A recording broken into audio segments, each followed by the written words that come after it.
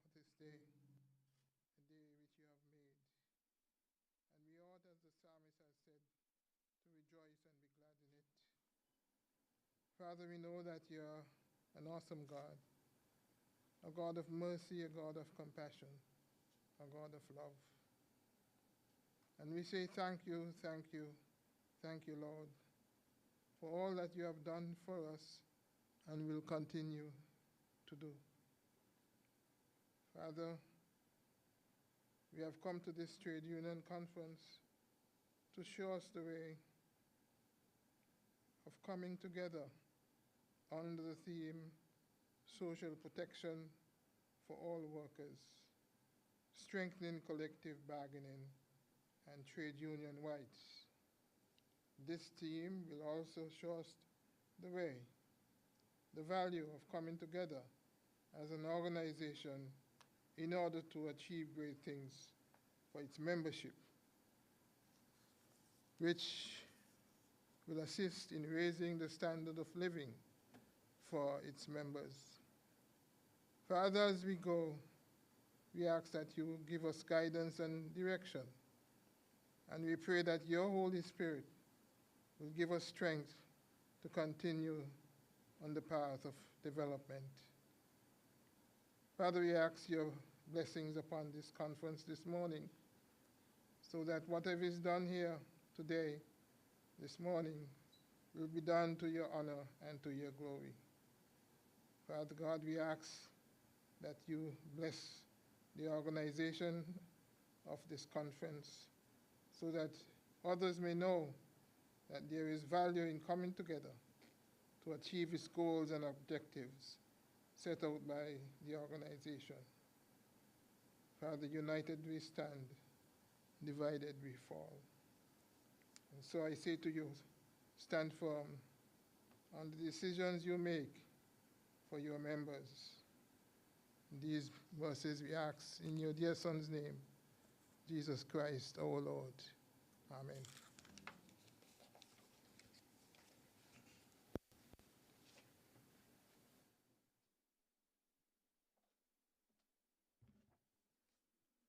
Thank you.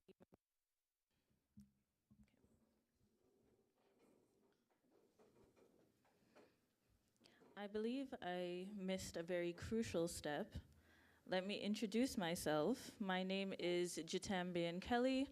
I am one of the executive members for the St. Kitts Nevis Trades and Labor Union, and I will be your host here today. Today is a truly momentous occasion, one that honors history. As we look ahead to the future, we understand that we have a very big task ahead of us. Today is a very big step. I just want to officially thank all of you for joining us here today. I will now formally go into our protocol. So here today at the head table, we have the union president, Mr. Sidney Bridgewater. We also have the general secretary, Precious Mills. And sitting here looking very lovely in black and white, we have our distinguished guest speaker, Sybil Welsh. We also have here today other members of the union's executive committee, such as myself. We just now got a very lovely invocation by Deacon Joseph Edmead. We also have some ambassadors here today, just proving the importance and momentous occasion that we have. We have Ambassador Mr. David Rivero for the Embassy of Cuba in St. Kitts and Nevis. We also have Ambassador Mr. Edward Lingwen Tao and Third Secretary Miss Christina Tai Ting Su of the Embassy of the Republic of China, Taiwan in St. Kitts and Nevis. We also have representatives of the People's Labor Party, Deputy Leader Mr. Damian Lawrence, and Chairperson Marlon Brown. We also have a representative of the People's Action Movement, Mr. Nubian Griot. We have other union members, delegates, workers. We have members of the media, other specially invited guests, and we also can't forget those that are viewing on the live stream. Also, just a special mention, we have Renal Edwards, who is from the office of Sylvester Anthony, someone who has worked very closely with the union and one we could not forget to mention. I am very excited as we move on into today's proceedings. I'm sure we will have a very productive morning. Thank you all again for taking time out of your schedule to be here to push forward to the future and understand the importance of the union and what it represents. So the first thing that we will have today is the President's address by Mr. Sidney Bridgewater of the St. Kitts Nevis Trades and Labor Union.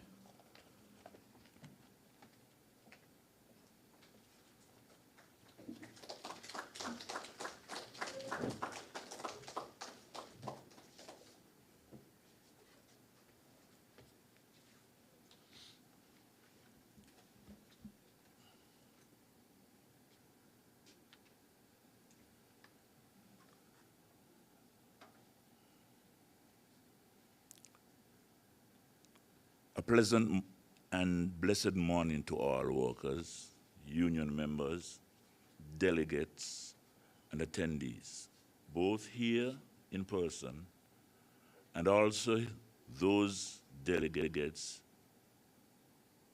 and also those joining us virtually via the live stream. I extend a warm and sincere welcome to each of you. That courtesy to Deputy Prime Minister, Mr. Honorable Dr. Jeffrey Hanley, Deacon Edmead,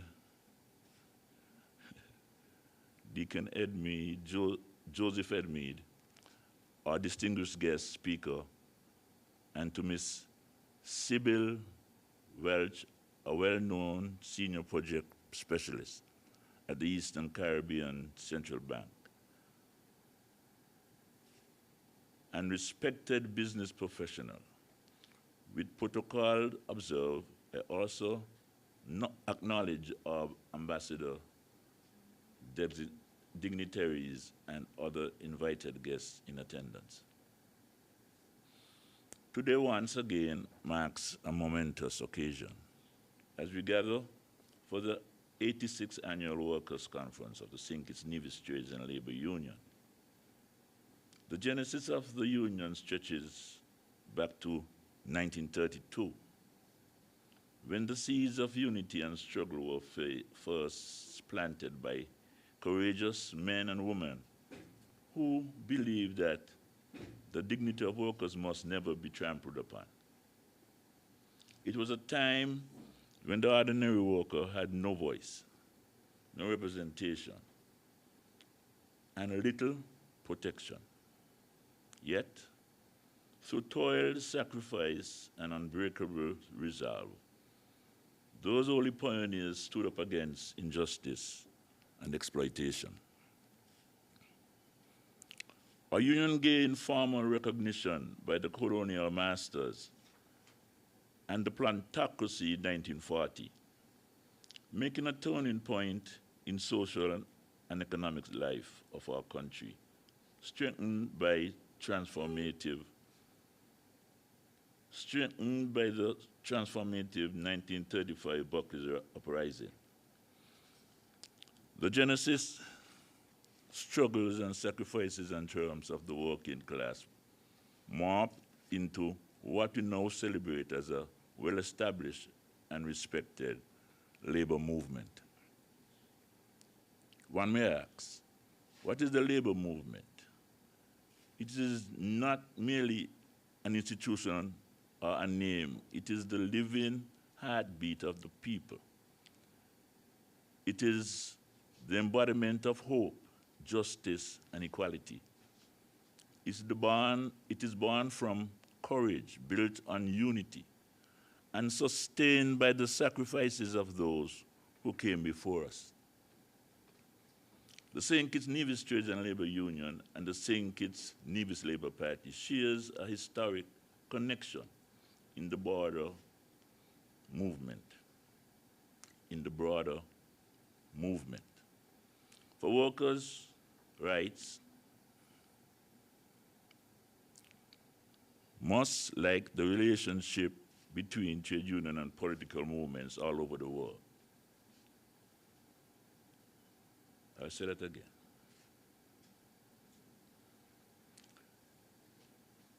For between trade unions and political movements all over the world, or one could say worldwide. However, it is important to recognize that while the union's past is intertwined with political developments, the union has always maintained its independence. I say that again.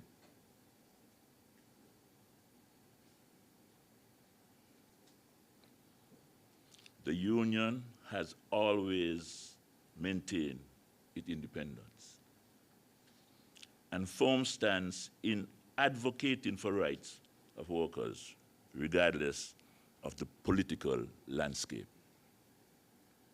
Let us remember the names: Thomas Manchester, from 1890 to 1940, and Robert Llewellyn Bratcher, 1918, 1978.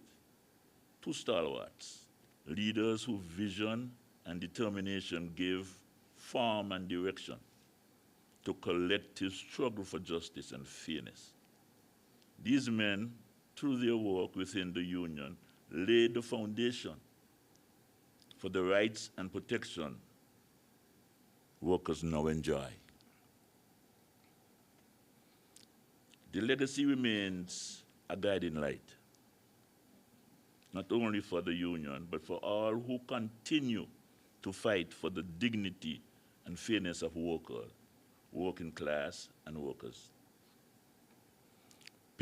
Papa Bratcher, as he was affectionately called, carried this nation into associated statehood with Great Britain in 1967, giving our federation greater control over its destiny. Meanwhile, Thomas Manchester, as president of the Workers' League, the forerunner to this very union, laid the foundation for organized labor representation from that foundation. Bratcher would emerge as the first premier of St. Kitts and Nevis and Anguilla, forever linking the cause of labor with the governance and progress of our country. It is upon the backs of these stalwarts and countless unsung heroes that we proudly stand today. Their labor was not in vain, and their vision must continue to guide us. I said it again. The labor was not in vain, and their vision must continue to guide us. This year's conference themes: social protection for all workers, strengthening collective bargaining and trade union rights, could not be more timely. Across the world, workers face growing uncertainty, rising cost of living, job insecurity, and weak in labor protections. Here at home, we too see troubling signs. Over the years, there has been a fall off, a decline in functioning of key institutions established to safeguard workers. The Labor Commissioner's Office, the National Tripartite Committee, and other vital mechanisms must be properly resourced, empowered, and allowed to function as intended. Without these, the balance between employer and employee will collapse, and industrial harmony will be threatened. I want to say that again, Allow me. Over the years, there has been a fall off, a decline in functioning of key institutions established to safeguard workers.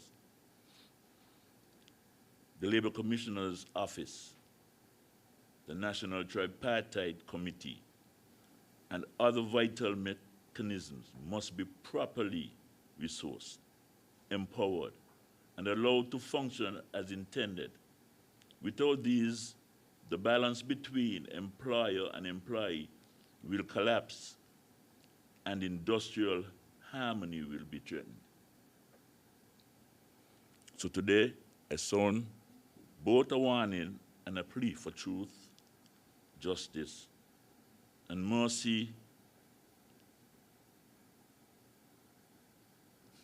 So today, I sound both a warning and a plea for truth, justice, and mercy's sake. Let us act now. Let us strengthen those institutions before the falter, the rights and the protection of workers cannot be left just to chance. Collective bargaining remains the cornerstone of workers' representation. It is not a privilege, it is a fundamental right, protected by our laws and recognized internationally through collective bargaining. Workers gain a voice. To the union, the voice becomes force for fairness and dignity. Our union proudly upholds a long legacy of collective bargaining agreements that has transformed workplace lives. Companies such as Carrie Brewery, I think it's Nevis Limited, Harrow Silver, Courts Unicommer stands as strong examples of that can be achieved through dialogue, negotiations, and respect. We are hopeful that whatever challenges have delayed this critical legislation can now be resolved. The enactment of this first ever labor code for St. Kitts and Nevis will make a historical moment for workers.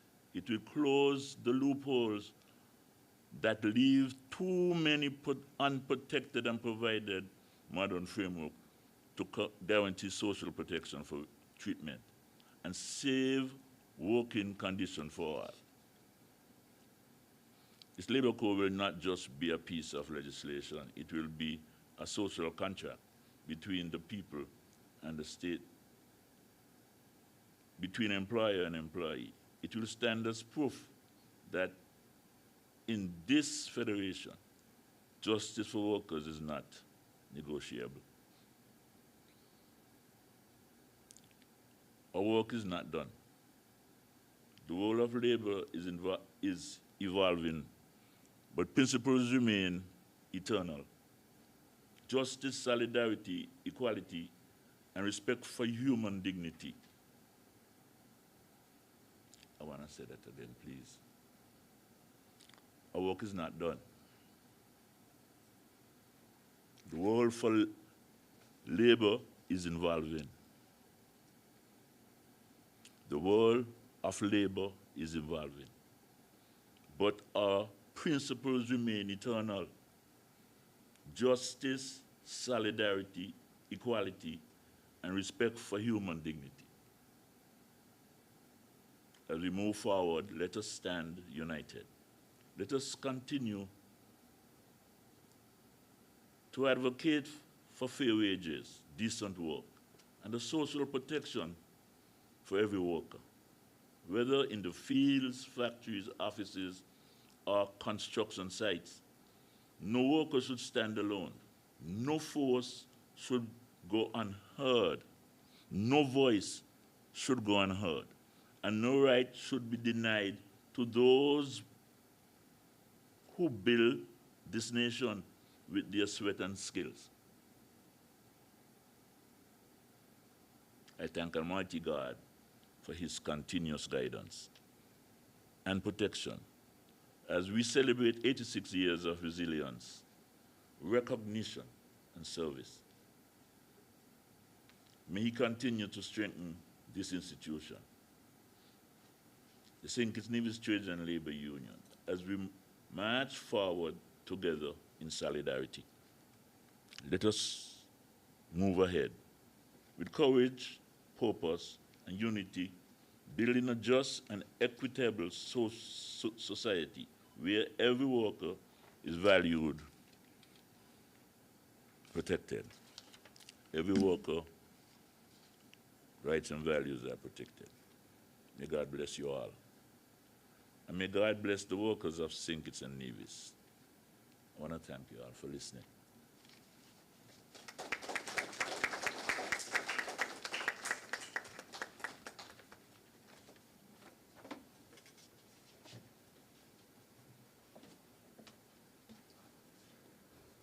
Our work is not done. That was something that stood out a lot in what the president just now spoke about. Our work is not done. Is anyone's work ever done? There's always change that can happen. There's always more that can be done. And as someone who's a part of the St. Kitts Nevis Trades and Labor Union, a key part of being a member is understanding that there's always work to be done and there's always better that can happen. Justice, equality, solidarity, respect. These are things that we expect in our personal lives, and these are things that should happen in our work lives as well. And we will not stop until that is something that every worker in this federation and beyond can be a part of. But even though our work is not done, work has been done. And there are some testimonials now of, I believe, persons who would have benefited from the work that is being done. And I hope that this would be able to give you an idea of what we are trying to do and what you guys are currently participating in. All right, this is a video presentation. Hello, hi, my name is Venus Tucker. I am a member of the labor union. I once had a situation where I was terminated because of the vaccine situation in St. Kitts Nevis. On behalf of myself and another person, she's not here right now, Tishel Adams, I would like to say that the union did went all out and back for us.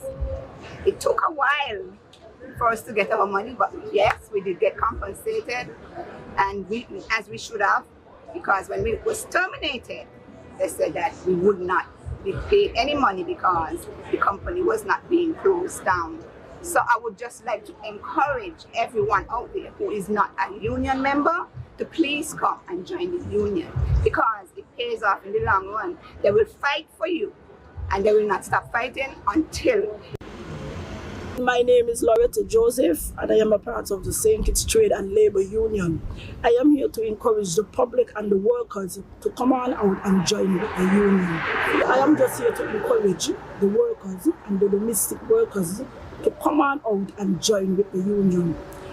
There is nothing wrong in speaking up for your rights. There is nothing wrong if you are dealing with something on your job and you felt that you are not being heard. It is your right to go and seek help. There are the workers there, they are very helpful.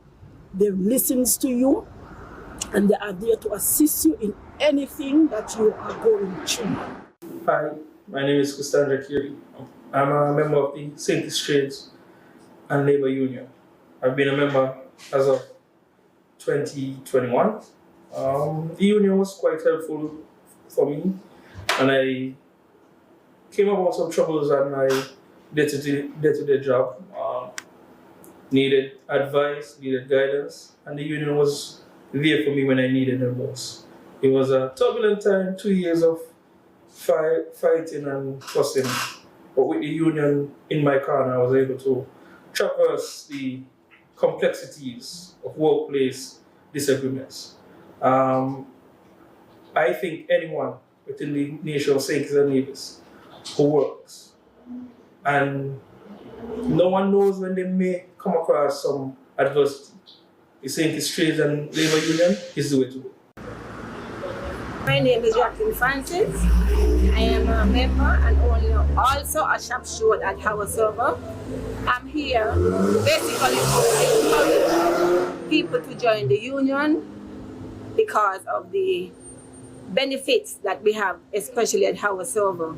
We have a collective bargaining agreement that as a matter of fact, we have a contract which we should be doing this year because that one will be expired.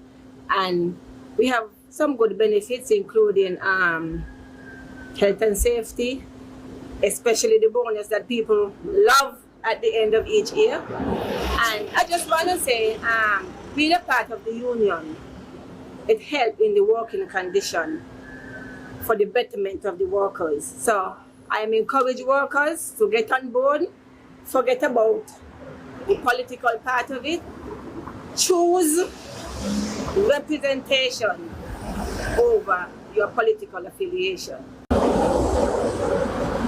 name is Andy Keynes. I am a member of the union. So I encourage people to join the union because the union is not going to defend the rights of a worker. So any problem you got at your job or your employer, if you're a member of the union will defend you anyway, at any time. So I encourage you to join the union. I participate in the domestic classes and seminars.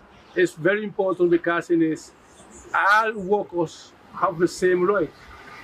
Domestic workers, like workers who work with the government, it's very important that when we was in that seminar, we get to understand that everybody has the same right. You work with the government, you don't work with the government, you have the same right. And domestic work, that is sometimes the domestic workers them don't get vacation, don't get redundancy, don't get nothing. But as we study, we understand that the domestic workers have the same right as any other workers. So back in 2017, I would have joined the St. Kitts Labor Union. And in 2023, I would have been dealing with a situation on my job where I had some struggles with management team, and I would have reached out to the union. And I would have gone in and I would have sit down and have a conversation with one of the workers where they would have sit down and listen to my cry, and I would have put my cards on the table and let them know what I was dealing with. And they listened and they came and they defended. They came out and they supported me and they stand up for me and they help me get through with my situation. So I benefit a lot from the labor union. And you too can benefit from the labor union as well.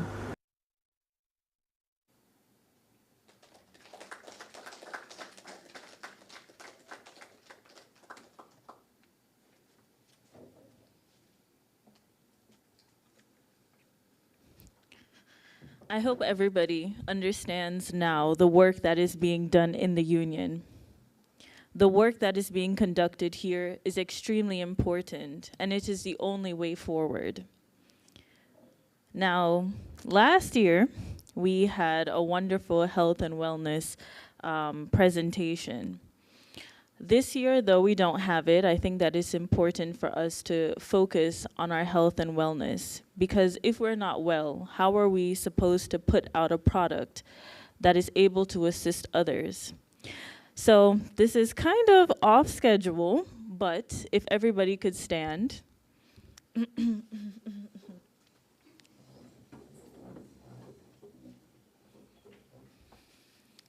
All right.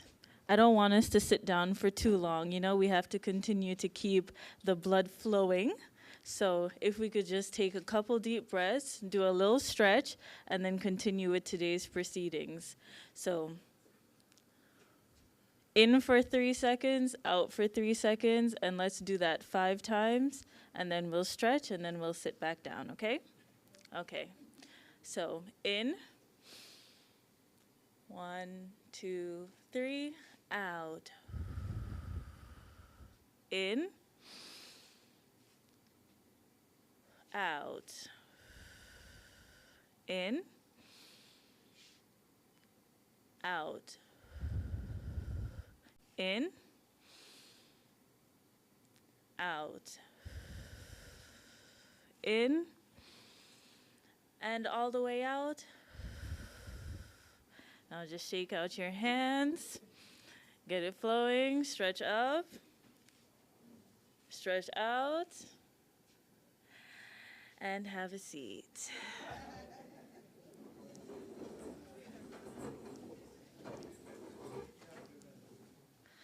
See, I'm sure everybody feels a lot more loose now, a lot more relaxed. That's good. Okay, so as we continue on now, we should have some greetings. There is the program dean of the Department of Labor Studies of Cipriani College of Labor and Cooperative Studies in Trinidad and Tobago. This is coming from, this is supposed to be read, okay, by our youngest, or are you the second youngest now that I'm a part of it? Last year you were the youngest. Maybe now you're the second youngest. I'm still the youngest. And you're still the youngest? Yeah.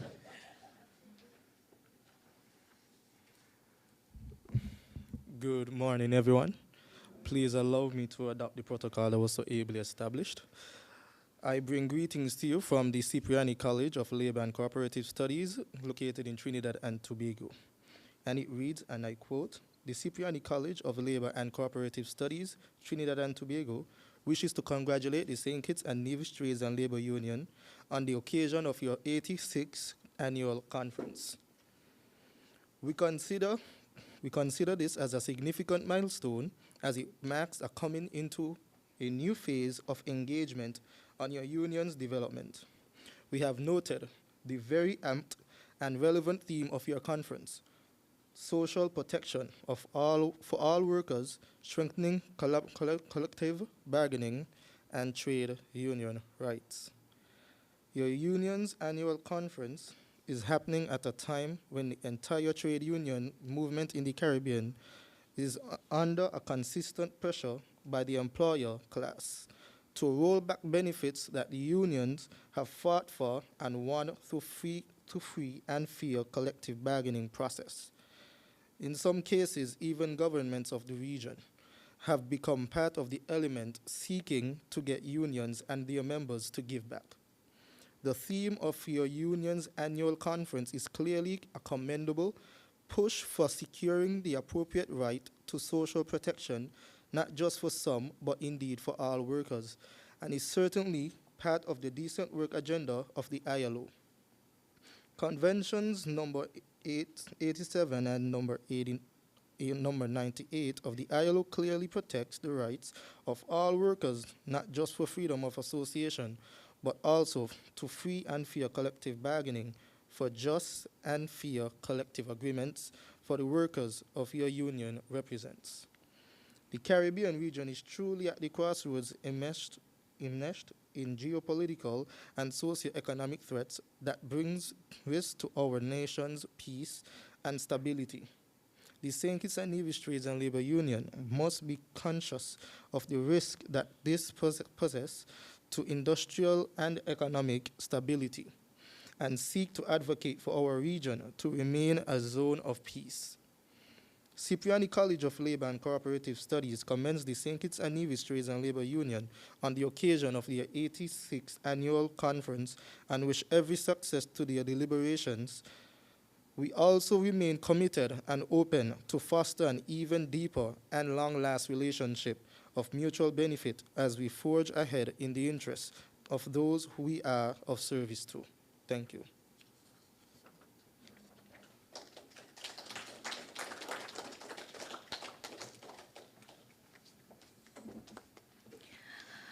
Okay, so now we have another fraternal greeting.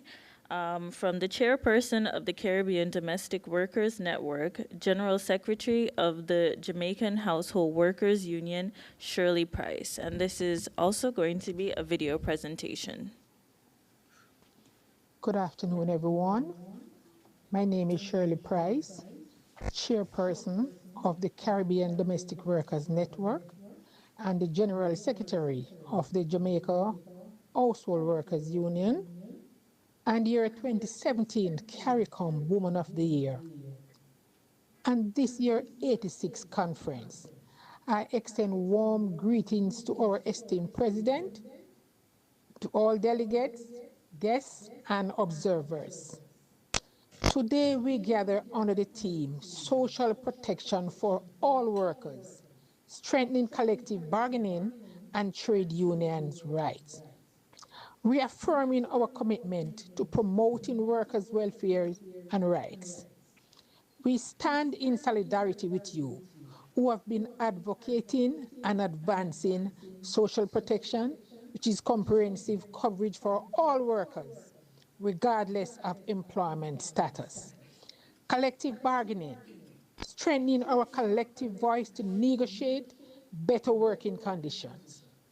Trade union rights, protecting and promoting the fundamental rights to freedom of association. For 86 long years, you're doing this. Anything you're doing, continue to do it, as 86 years is a big deal. Yes, a very big deal. Empowering workers and building a better future. Let us continue to do it together. Let us work towards a future where all workers enjoy dignity, respect, and fair treatment. We recognize the importance of decent work in promoting fair wages, safe working conditions, and social security. Equality and justice, advocating for equal treatment and opportunities for all.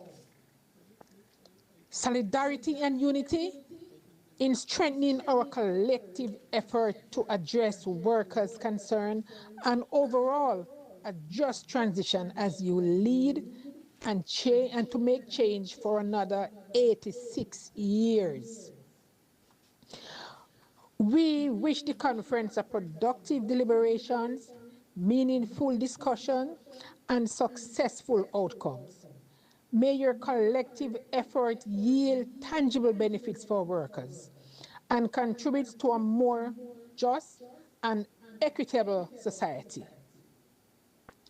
Next week, October 29th, is International Care Day. Let us all stand together for investing in care. Care for those who care for you. Care can't wait. Let us focus and do not let our challenges define us. Let us stand firm, stand together with our hands holding tightly together, and let us win together.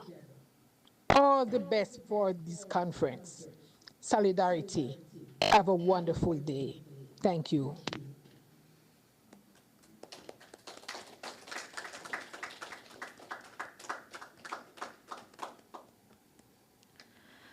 Okay, so these greetings show that we are very much interconnected in the region. We always like to keep some level of correspondence with persons around the regions and organizations around the regions that share similar goals and have similar projects for the future, right? So now we're moving on to something that I've been looking forward to since we've started. I actually met her outside, and she told me that I looked very lovely today, and I very much appreciate that. So our guest speaker is Miss Sybil Welsh. But before I say too much, because like I said, we just met outside, I will let the introduction of the guest speaker be read by my fellow union member. Morning, everyone. Sybil Welch is an accomplished professional with extensive experience in business, financial and strategic planning, project development, marketing, and customer relations management. Outside of her formal professional duties at the ECCB, where she serves as a senior project specialist, she facilitates workshops in effective communication, leadership development, strategic planning, entrepreneurship, and financial and business management. These initiatives are now formally offered under her advanced brand. Sybil Welch holds an MBA from the American University, Washington, D.C., USA, and a bachelor's degree in foreign languages and business management from the University of the West Indies, Cave Hill Campus, Barbados. She's also a graduate of the Executive Education Program, Financial Institutions for Private Enterprise Development, Harvard Kennedy School of Government, USA. Ladies and gentlemen, allow me to welcome Ms. Sybil Welch. Thank you.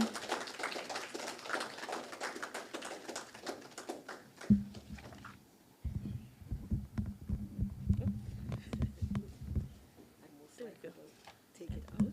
Oh, you're going to take it out? Yes. Okay. So I'm going to take it out. Good morning to all. President, guests, dignitaries, allow me to adopt the protocol already so ably established. And if the presentation, okay, so as a former teacher, and I'm still a teacher, they say once a teacher, always a teacher. And so it's hard to stand and be still. I have to engage. And so I wanted to start off as we talk about financial planning for institutional growth. I wanted to start off with a quote, and I sort of, changed it a little from Confucius that says, "A man who does not plan long ahead will find trouble at his door." Now we can change that to business, institutions, anything, because we know the old adage, if you fail to plan, plan to fail. And planning is so important when we talk about our finances. So what I say here is an organization that does not plan, and it says long ahead, will eventually find trouble at its door. And we don't want to find trouble at any doors. We want to be able to move ahead. We want to be able to be sustainable. And when it comes to nonprofit institutions, the issue of sustainability is very important, because it's not like a regular institution that goes out and sells a tangible product, right? And so the whole idea of being nonprofit means that the institution has to continually and continuously advance and prove itself to ensure it is going to be stable for the present and for the future. And so when we talk about financial planning, it's really about an overall business planning, strategic planning. How do we make sure that 86 years translates into another 86 years and another 86 years? And so it's accumulative. And so the whole idea is when we are planning, we first have to sit and ask ourselves, where are we? What is the context in which we exist? And that's part of the external, internal assessments. And then we have to project, because you're planning for the present, but you're also planning for the future. No one gets up today and say, well, today is today, and I don't know about tomorrow, I can't be bothered. We like to say sometimes the Bible verse, oh, the birds in the air, they have no thought for tomorrow. But that's the birds in the air, right? While we pray, we also have to work, because the Bible also says prayer without works, right? So the whole idea is, how do we make sure that we're strategic with our financial planning, that we're forecasting, that we're budgeting, that we're looking at our cash flow management, that we're looking at our reserves management, our risk, and all of these will translate when we do it into operational efficiency and sustainable growth. So, external assessment. And we all know that the world is changing. I mean, you're seeing so many shifts. Change is always a part of life, but what we're seeing is exponential change. We're seeing everything happening at the same time. So you're seeing in the economic environment, you're seeing geopolitical shifts, You're seeing tariffs coming out of the USA, and all of these are creating shifts, but it's also changing the economic landscape and the future landscape in which any union exists, because the whole idea is the revenue is derived from membership. Okay, so the external assessment would say within the OECS, the 8 countries, that all of the countries are below 5% year-on-year growth. And because we're open economies, we depend on the external in a large part of what we do in order to forge ahead. And so it has to bring to the fore the discussion of how can we strategize, how can we mitigate, how can we shift some things. And so the internal assessment is what we have control over. You can't control out there, but you control your response. Not the reaction, but the response. Because when you say response now, you're thinking focus, planning, decision-making, as opposed to jerk reaction. And so the whole issue of internal assessment means, where are we going? What is that roadmap to get us to the best destination?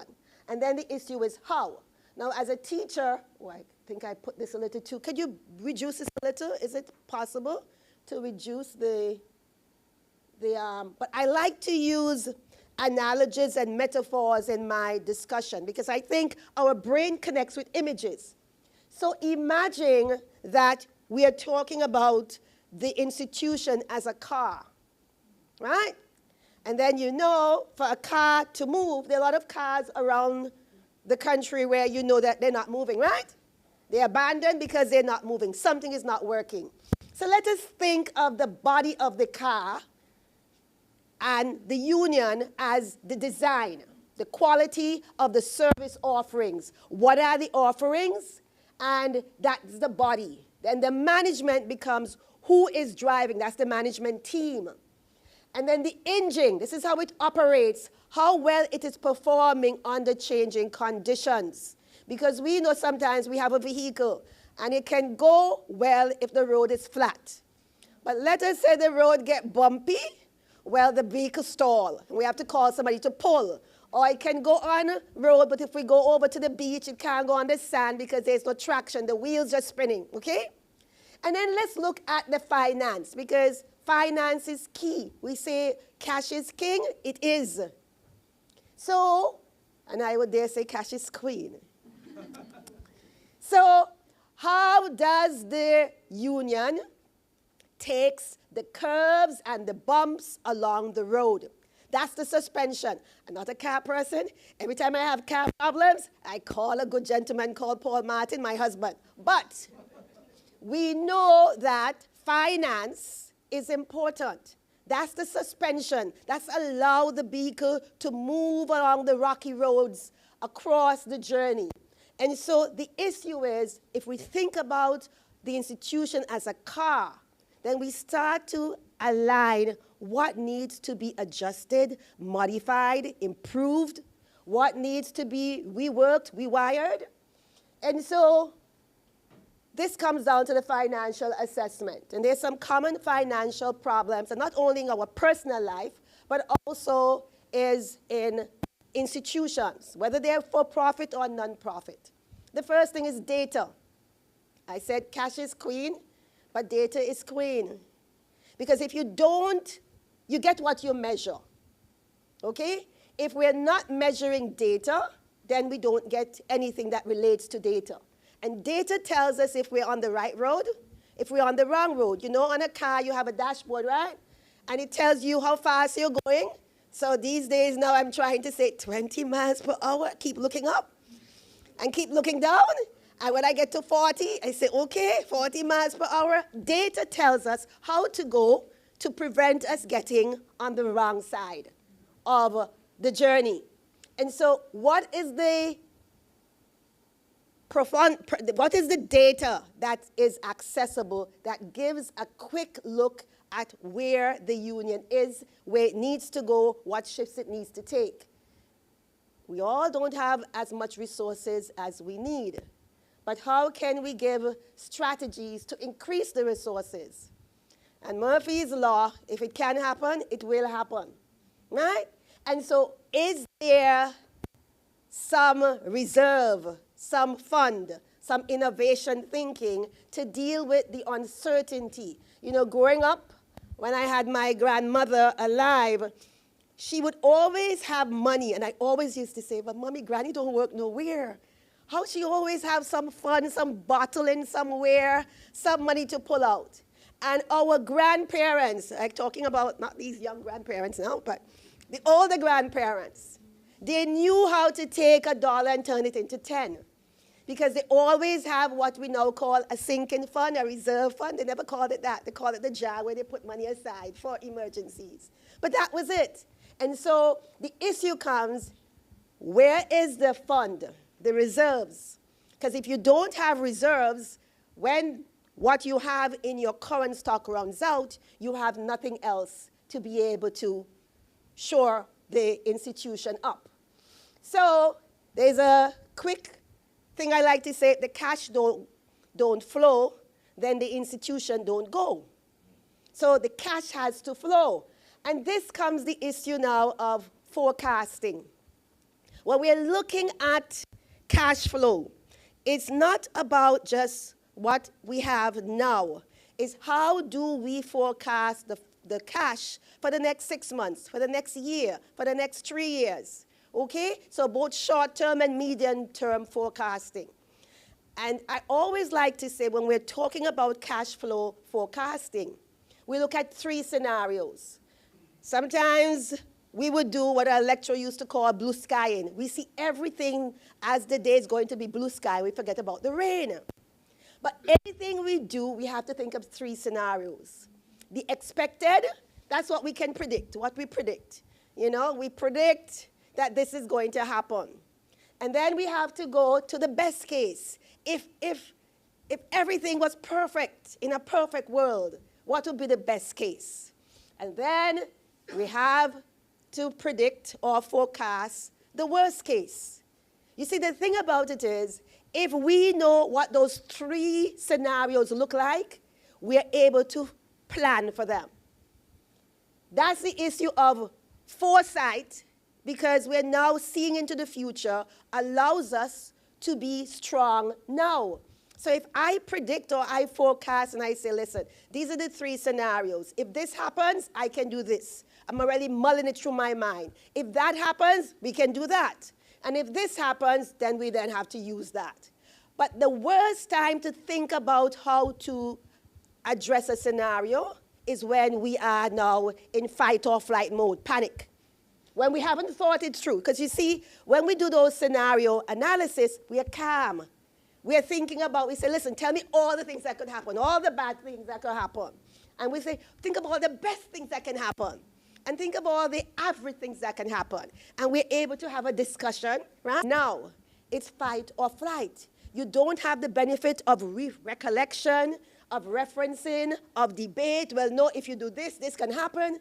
And so you just react as opposed to respond. And that's the worst time to deal with unexpected events. So while you can't think of everything, the ability to think of scenarios and then have mitigating or have opportunities to benefit from those opportunities that may present unexpected, it's important to do. So you can't see this, but what I did is just pull, I didn't have your financial statements, but I pulled financial statements from a union. And the issue is, when we're doing cash flow analysis, what we ask is, what will happen to the sustainability of the union if we have changes in income? Let us say demographics change, and we can see demographics in working changing, right? You're seeing what they call the gig economy. When you talk to young people now, it is so interesting, because I have a 22-year-old and a 15-year-old. They prioritize feelings and mental health and all of these things that you're saying, hey, but you understand the benefits. So they're not going to be working, and suffering long. Long suffering don't even involved in their thinking, okay? And so they are more of, If they say I'm working, I up and leave. I'm not even going to anybody to, no. And so it's changing. They're going into the gig economy, and the union will not have those clusters, those industries of workers. And so the issue comes, what is the strategy that affects the bottom line, that affects the sustainability? And then changes in variable cost. Something might come up, and then you need a lawyer, and then those fees exponentially increased. And then changes in fixed costs. As things change, there are changes that have to be made. There may be new persons to recruit on the executive or in the administration that increases those costs. And so the whole idea is to plot it from month to month. How does this month look like? So you have a 12-month projected cash flow. And then you can see what we can do based on what we predict. And we go back to the scenario analysis. Now, the issue of investments is critical because you have to have multiple streams of income. And the issue comes in, this one is about whether you have investments in equities, shares, or do you have in fixed income. So is the union having any investments in government bonds, or do they have any near cash investments in treasury bills? I know the union has some investment in shares. The issue comes is if the union has to think about, how do I make sure that the assets that I have are matching the income needs, are matching my risk profile, my risk tolerance. And so all of these issues are what needs to look at. When we invest, there are three major objectives. We either invest or for the preservation of capital, and for that, persons then say, listen, I keep my stuff in cash because I want to make sure that my original money stays. But we all know that cash, because of inflation, right, is a depreciating asset. Because a dollar bread is $5, right? And people will tell you when they used to have penny halfpenny bread, and they will go all the way back, okay? And so we know that everything can't be in cash. But cash gives us what we call liquidity. If we're in a rush, we need money, cash. You can't sell your land right away. If you have to do it right away, you may have to take a cut in the market value. So you need to have capital preservation, but you also need to have income. Income, whether that income comes from dividends, whether it comes from your treasury bills, when you get the interest income. And we know you also want growth. And persons ask me, Sybil, what are your best recommendations for growth? And I always say what we know people always say, land don't spoil. Because the only issue is, while it appreciates, you're not going to get that value until you sell it.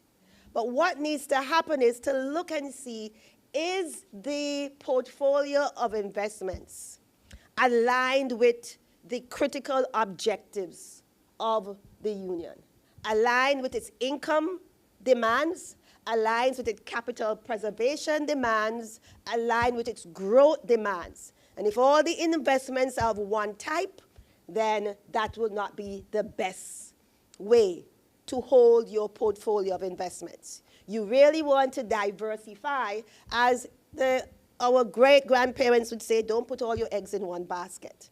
You see, it's not a complex investment, it's very simple. I mean, we give big words and say diversification and this, but all our grandparents would say to us is, don't put all your eggs in one basket. Spread it around. That was their risk management.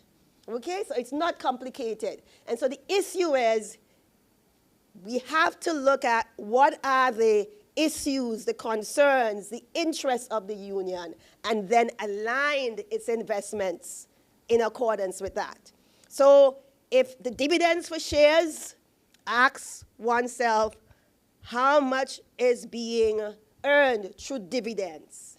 And if there was an alternative investment, compare and contrast and then make a decision on, is there a need to relinquish some investments into another? Consistent with, go back to, when you're talking about investments, there's always the risk profile and there's always a time horizon. Okay? When would those investments be needed for any income, any growth, any preservation? Then the issue of debt management. You know, a debt is not a debt, is not a debt. And an interest rate is not an interest rate, is not an interest rate. Because when we look at acquiring debt, we have to ask ourselves at the end of the day, how much is that debt going to be costing? And a lot of times people look at the interest rate, and that's the last thing we should look at. We should look at the terms and conditions. We should look at how the interest is structured. So if you take, for example, when persons pick up things on hire purchase, that interest rate could be stated, what they call the nominal interest rate, what you state on the books, might be 15%. But what they pay in effect, what they actually pay when you add up all the payments over the term, might be something like 30% interest. So you move from 15% interest to 30-something% interest. In loans that are contracted, the clauses and the terms would then determine what is that total loan cost. Because if it's a reducing balance loan, then the faster you pay off that loan, if you make additional payments to the principal, then you actually pay less. You pay less in interest effective, and you pay less in the dollar amount over time. Because it's if I have a loan that is $1,000, and at the first year I've paid off 100, it's now only 900. And so that if it was 10% interest, 10% interest of 1,000 is $100. 10% interest of 900 is $90. So if I bring it down to 80, I pay 10%, same 10%, but it's now $800. So that's $80 I am paying. And so those are the loans that when we negotiate for those loans.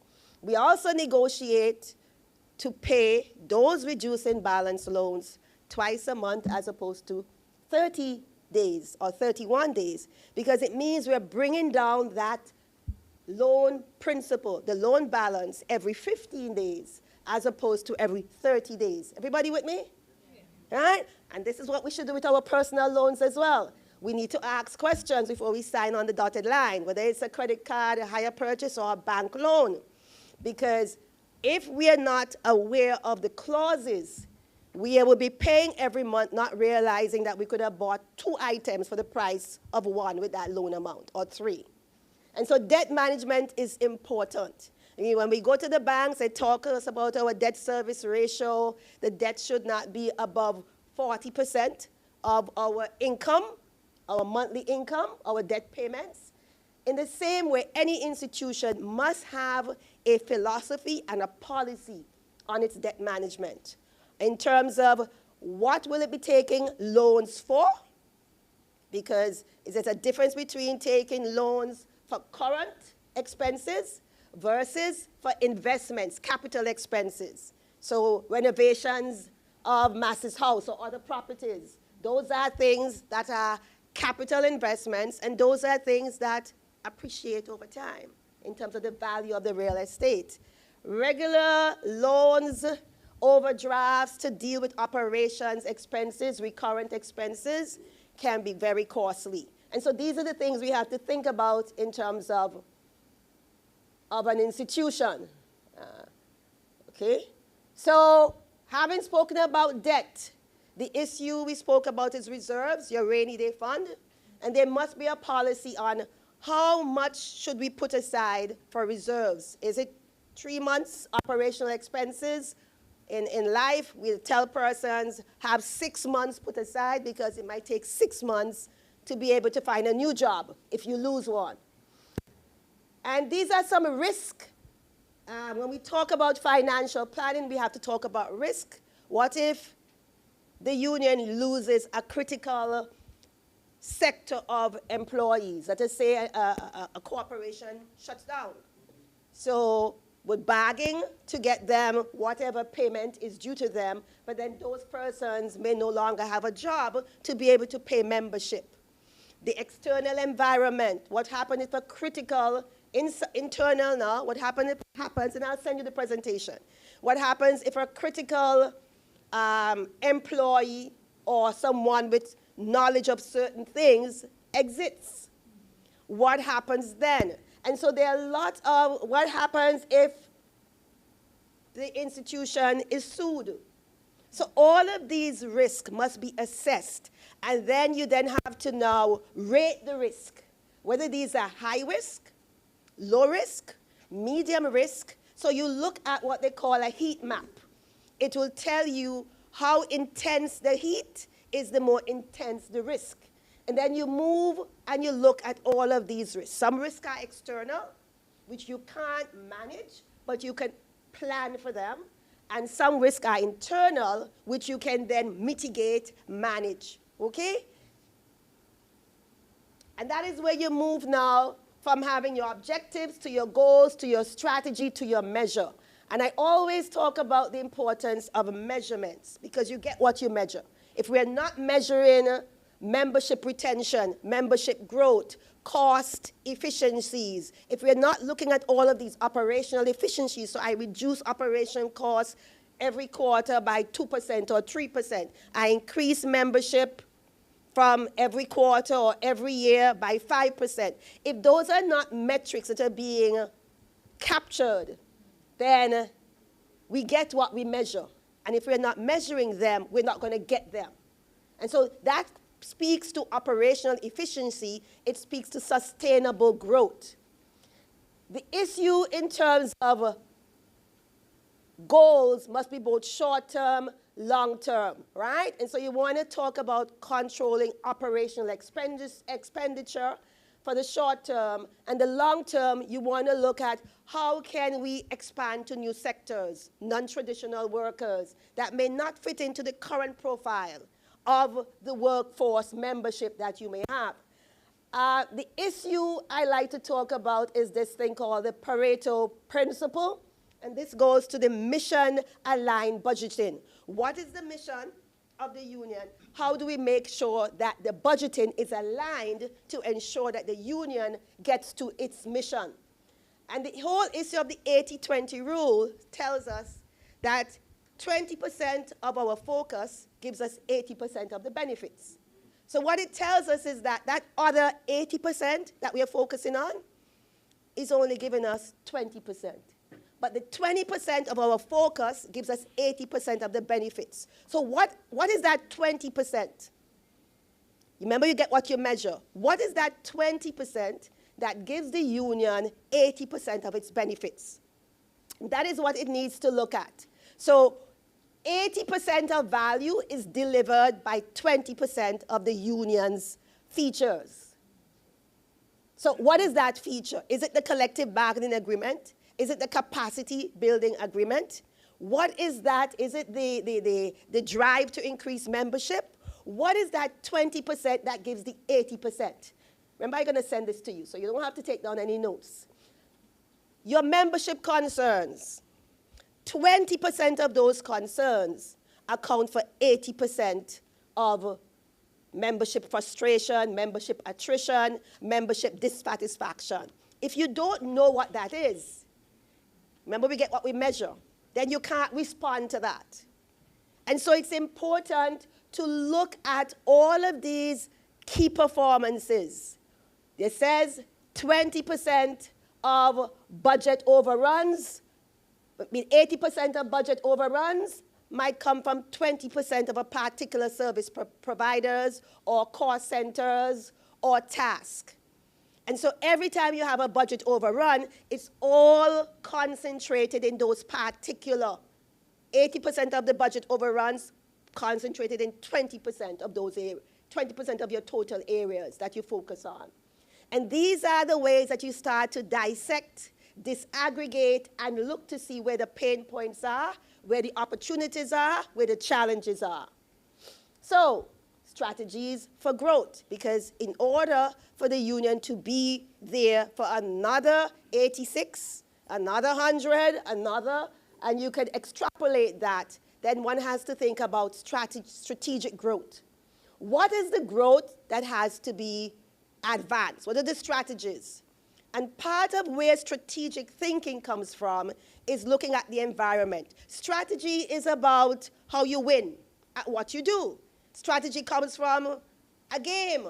So you know when persons are playing football, and I see a lot of footballers who are, like my husband, sit-down footballers now, trying to get him out the house, they can tell you everything that the coach should have done. Should have done this, he should have done that, he should have done that. You hear all the discussions on the radio after a game, right?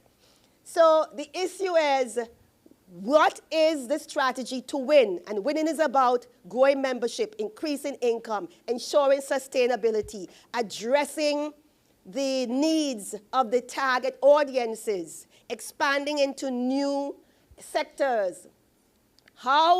What is the strategy, and how to position the organization to adapt and capitalize on those issues. And I put down 4 areas of strategic focus. You may want to consider higher return opportunities. What are those investments within your risk tolerance, within the time horizon, within your investment objectives? And if you don't have investment objectives, and you don't have a risk tolerance profile, then you're just shooting from the hip. And so the first thing to do is to make sure what are your objectives aligned with your mission critical. What is the operational efficiencies that you need to streamline, to reduce costs, to enhance productivity? What is the market expansion that you need to? What are the new sectors that you need to? How are your current sectors performing? Where you see the current gaps, where do you need to go to expand those current sectors? And what is your risk management? Those should be policies. Those should be written down. I like to quote a friend, a former colleague of mine, who says, you can't go wrong if you're right. And right is not R-I-G-H-T. It is W-R-I-T-E. A lot of things are in our head. We don't put them down, and so we forget. We don't focus. And so the whole idea is to write it down. What is the policy? What is the objective? What is the focus? What is the risk issues? What are the current gaps? When we write these down, then we're able to measure, and then we're able to cross them off one by one as we deal with them. So as I come concluding in about 3 slides, when we're looking at market expansion, we spoke about expanding into new sectors, but how do we get that done? The new generation is requiring some different engagement tools, right? Some persons need a sit-down one-on-one. Other persons might need something on social media plus a sit-down one-on-one. The personalization of engagement is even more prevalent in terms of demand. Persons like to, a new generation of workers like to know that you see me, you feel me, you hear me. It's part of that. And then, what are the key relevant issues that must be aligned with key demographics? Because we're not all one. We're not monolithic. It's not one people of the same specific profile. How do we change and adjust?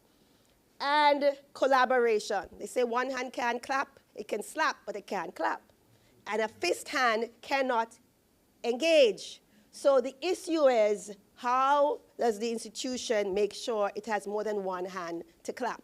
And that its fist is open to align with other organizations. And so I put up some areas of key performance indicators that must be looked at. And I just put up some examples. I just quickly says, Q1, maybe you would say membership acquisition goes up 100. It might not be realistic within our community, but this was me doing this last night. Membership retention, you want to look at that. You want to look at innovation, and you want to look at market expansion. All of these are going to drive membership, right? efficiencies, you cut costs. So the way to become sustainable is both to reduce your expenses and increase your income. So when you're discussing financial planning, it's on both sides. How do I reduce my expenditure by being efficient, doing things more with less, being more creative, being more innovative, but also how do I increase revenue by looking for increasing membership, increasing some donor grants, increasing some benefactors. I mean, when you hear how Harvard and other universities run, you would hear they have all these properties bequeathed to them by millionaires and multimillionaires. And maybe we don't have all those millionaires and multimillionaires, but we have a lot of persons, if they connect with an institution, will leave key assets. And so is that being, in a way, optimized by your strategy, not by your head, not by your dreams, but by a strategy? And so I close, I have two more slides, but I close with these 2 slides. Sometimes, you know, I would say, boy, I can't get lucky at all. But luck is not something that just happens, because luck can happen, but if you're not in a way prepared to embrace that luck, it just passes by as an opportunity missed. And so the issue comes, good fortune is where opportunity meets planning.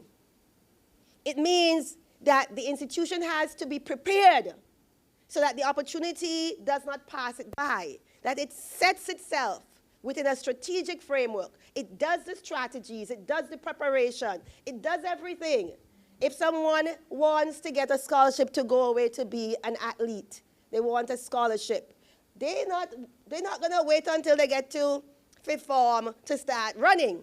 They are training from primary school. And somewhere along the line, maybe at 3rd form, some university passes through, sees them out there and says, that one. Okay? It is where planning meets opportunity. And so what is the planning? And then here's some 12, I've captured this in a diagram of all that I have said. I found it this morning. I said, well, I could have only used that little picture to do all that I said. So the 12 things we speak about when we talk about how do we make sure is to have clarity in our budgeting, develop a comprehensive budgeting methodology, establish clear financial policies, monitor cash flow. It's so important. Utilize effective fundraising strategies. And the key word there is effective, because sometimes institutions engage in fundraising and the dance can't pay for the lights, as my mom would say. The dance can't pay for the lights. So it has to be effective. How much money are we looking to raise? What is it, our inputs? Are these inputs going to give us that? If not, we have to recalibrate. We have to change the design. We have to wheel and come again. Track performance metrics. As I've said, we get what we measure. Assess potential funding sources and let your imaginations run wild. If you bring young people to ask for what they think funding sources, you would see the difference between the young people who are not limited by past to the older persons like me who focus in on what worked. Okay? But the past is not always a predictor of the future. We have to expand our thinking. Evaluate cost effectiveness, use technology resources, implement internal controls and checks. A lot of times there are cost overruns because there are inefficiencies, but there's lack of governance. There are no checks and balances to make sure that you cannot do what you need to do or what you tried to do.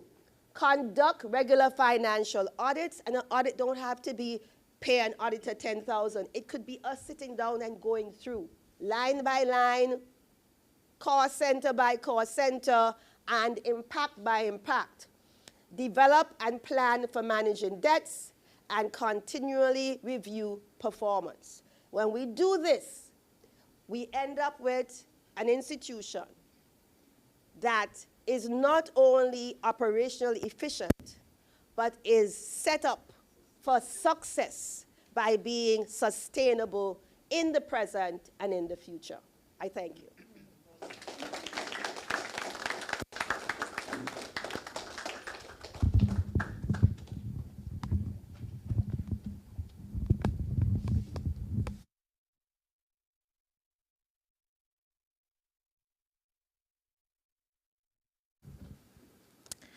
I think our guest speaker deserves another round of applause.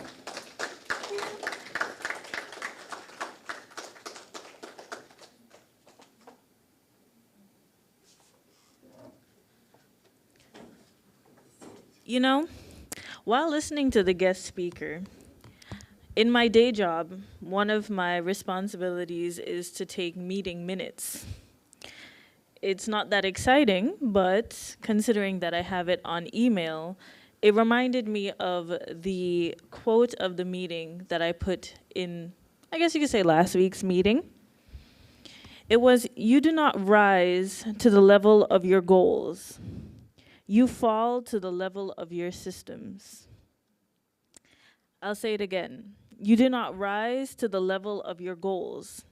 You fall to the level of your systems, and that is by James Clear.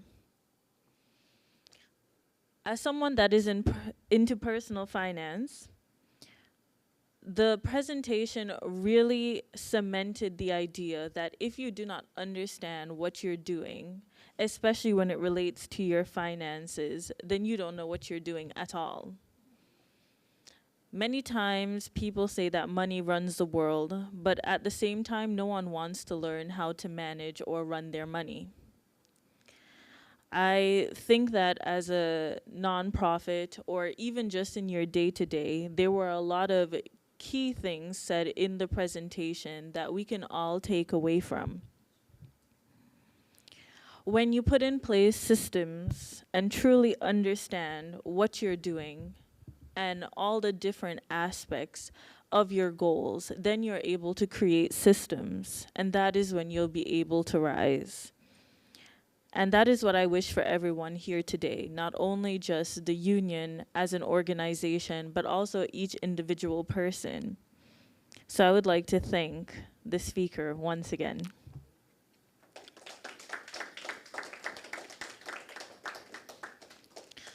Now, as a union, many times when I'm speaking to my peers, I say, you should join the union.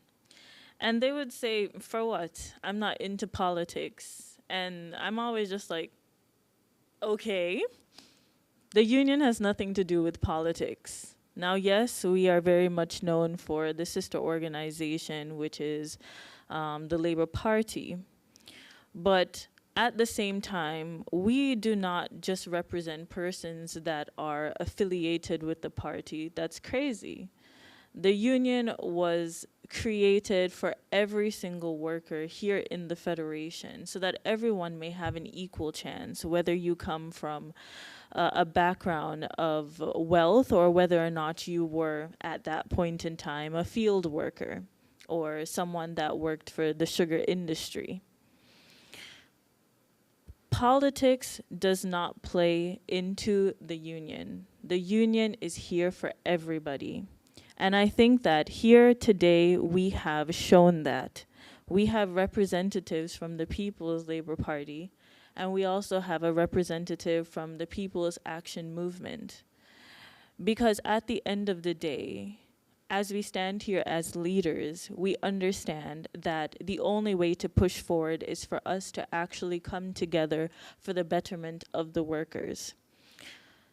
So this was not on plan, and obviously from the exercise earlier, you can tell I don't like to stay on plan. But I think that it's important for us to get just a little tidbit from each of the parties here, just to understand why they decided to come to something that has labor in it, and why they're here to help push forward this movement, not as political leaders or not as persons that are of the opposition, but instead as everyday workers just like you and I that knows that St. Kitts could be a better place, and Nevis could be a better place for workers, and everybody is working towards that future. So I don't know who wants to go first, but one of you can take the mic. Hmm? Hmm? Okay, there we go.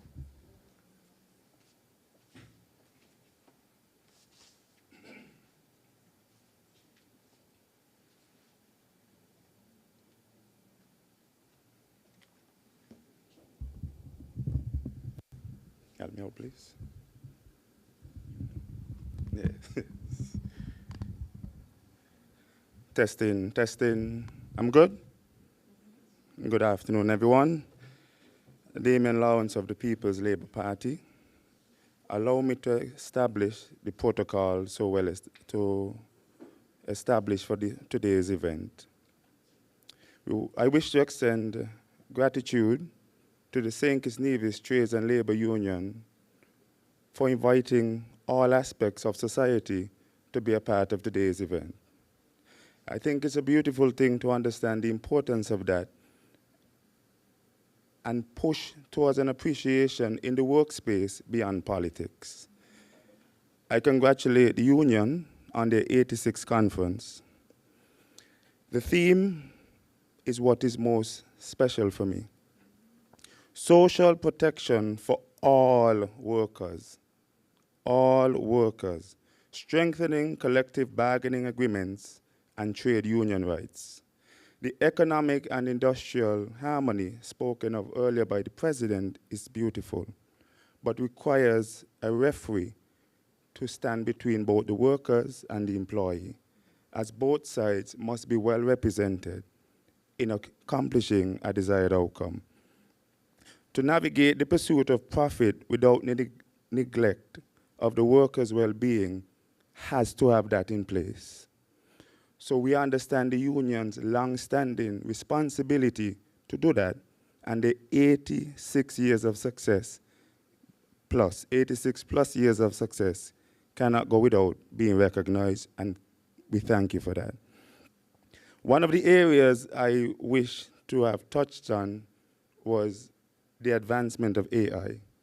This is a new and competitive type of industry, and the collective bargaining agreement places the workers' priority in the middle of that. As AI is becoming more and more advanced and aggressive in terms of what it can do, for how many people it can do it for, we need someone in the room to remember that the people must be a part of the process. And without cash, the institution won't go, as our guest speaker said today. Without cash flow, the institution won't go. That means membership is important. The union at one point may have been the largest non-governmental organization in the Federation. When I review their booklet of the year's activities, I can see they're incrementally working towards big gains. This is something that is going to allow them to have that strong position when pursuing a collective bargaining agreement. When you have the numbers, you typically get the results. So I recognize their work, I commend them for their work, and I thank them for the opportunity to be here and give my contribution on behalf of the party to what they're doing. Thank you.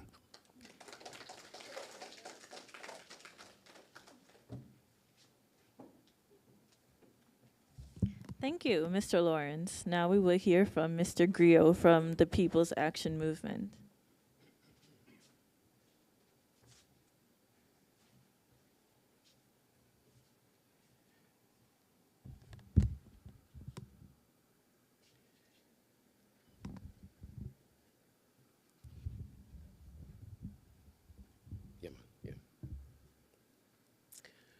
Mr. President, Madam Secretary, members, and distinguished guests, allow me to adopt the protocol already established. I bring greetings on behalf of the People's Action Movement. Our party's people-focused agenda is aligned directly with your social protection for all workers, strengthening collective bargaining, and trade union rights. And at the end of the day, we are all here protecting the people. Even though I stand here today as the representative of the People's Action Movement, I would also like to add that I am a member of the St. Kitts and Nevis Trade and Labor Union. I became a member because this organization fights for the people. And as a politician, my aim is to also fight for the people. And so I went to the Masses House and I met with the president, the GenSec, and my good friend, Mr. Kelly. And we had a lot of discussions about what is the true meaning behind the St. Kitts and Nevis Trade and Labor Union? Because as the young lady said, the Trade and Labor Union has always got tied in politically with the Labour Party. And most persons try to shy away from politics, sort of. And so I went to get that information for myself, because internationally, the Trades and Labor Union is a union that stands for the people and is totally isolated from politics. And so in conversations with the members of the Trade and Labor Union, it inspired me and I became a member that same day, because I understood the importance of what the Trades and Labor Union stands for, and I could understand the misconception that is being thrown out there about the Trade and Labor Union. And so I would want to say here publicly that the St. Kitts and Nevis Trades and Labor Union can count on the collaboration and the cooperation of the People's Action Movement in the future. And in closing, I would want to urge everyone here, everyone listening, near and abroad, to become members and join the St. Kitts and Nevis Trade and Labor Union, because it represents collective benefits for Kittitians and Nevisians. Thank you.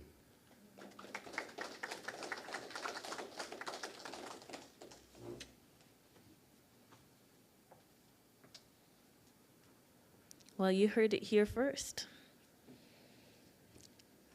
There are very few things that most Kittitians can agree on. There is always some type of argument happening, and there's always some sort of external opinion or whatever it is. And you know the biggest thing to get Kittitians going and Nevisians going is politics. But when you have an organization here that is able to get the support from all parties and all different people of walks of life, you know that you're a part of something that is good, something that is great. Between everything that has happened over the years in St. Kitts history, for 86 years, we have managed to continue to keep the union going. And that is something that I hope that we are able to do for many more years. Now, in order to get this conference going, you know, naturally, sponsors are a big part of getting any type of organizing done, right? So I want to acknowledge them, because whether it be through the food that we're supposed to have later, or any drinks, or even people of the media, or whatever it may be, or even the building that we are standing in or sitting in today, this could not happen without people believing in the organization, right? So the first sponsor we have is Carrier Brewery, St. Kitts Nevis Limited, a very prominent sponsor. Then we have Lennox Warner and Partners Limited. Harrow Server Limited. Value Mart.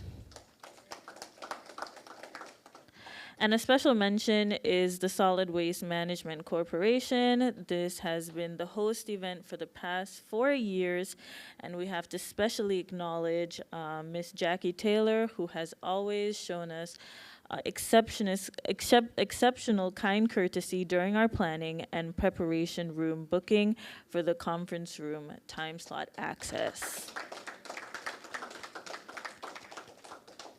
Now, I'm sure you could see here that based on the video that we had earlier, Caribou and Harrow Server are two of our biggest, what's the word I'm looking for?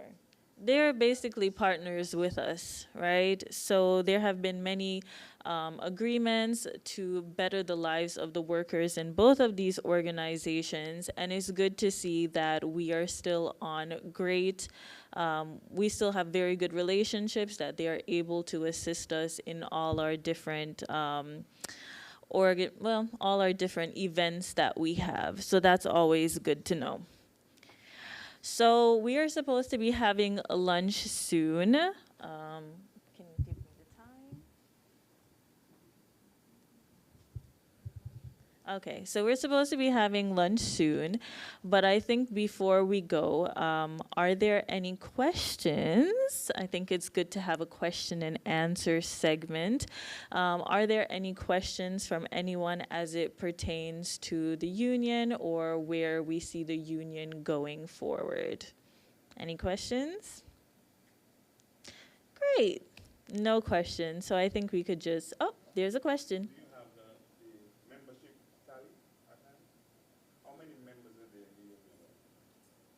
Actually, that information is for the, not for the public session, but yeah, for the private session, that's where we kind of delve into what the membership is like and all of that.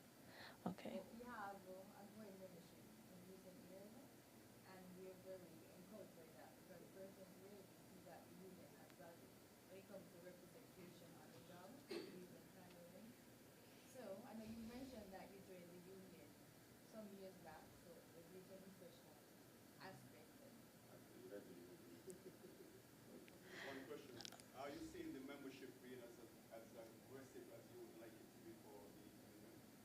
As aggressive, you mean in terms of members? Okay, well, the thing about it is that one of the things that we're trying to target is how workers treat the union itself. Most persons come when there's a matter that they want to have solved. We have this internal saying that they treat us like a hospital.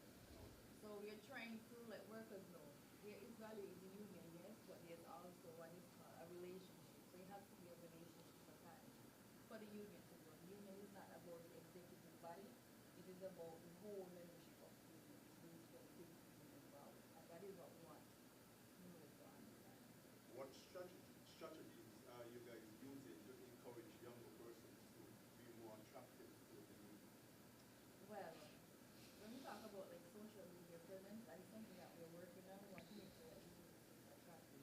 As the host pointed out earlier, when she engages with her peers and she asks them to join the union, they have the perception of caliber.